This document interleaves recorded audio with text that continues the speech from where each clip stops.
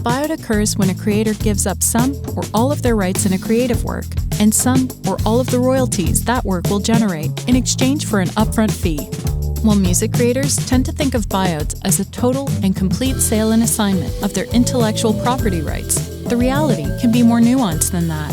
In a report on buyouts, Music Creators North America has identified 4 main categories of buyout agreements for music creators that differ in key ways.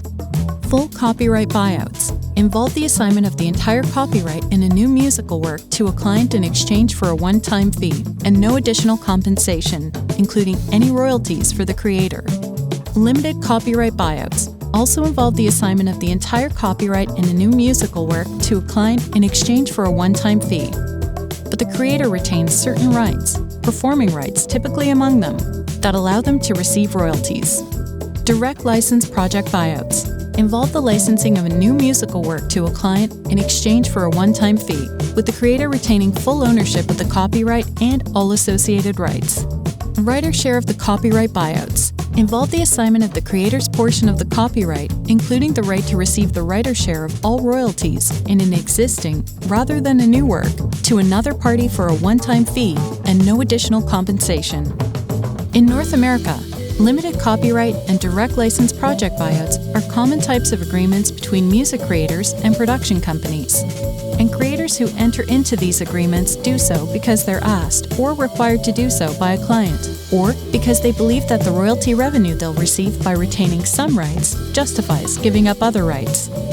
It is worth noting that, where a limited copyright buyout is agreed to by a creator, there is usually an expectation that they'll receive substantial upfront fees as further compensation for the rights granted. And even though writer share of copyright buyouts require music creators to relinquish the copyright and all royalties associated with their pre-existing works, these agreements, as they're defined, apply primarily to well-established writers who tend to have the upper hand in negotiations.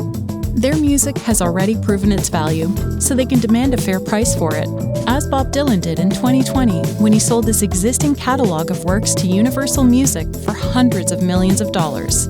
Nevertheless, any creator, new or established, may be presented with this type of buyout, and they need to very carefully consider the financial implications of agreeing to it. They should also reach out to their performing rights organization, which is SOCAN in Canada, to inquire about the organization's policy on this matter.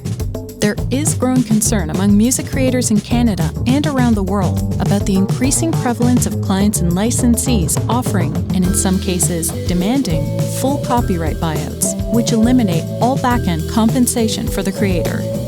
This is sometimes euphemistically referred to as direct licensing as well, since licensees essentially bypass collective societies to transact directly with creators and music publishers. Learn more about royalties in the digital age at musiccreator.ca.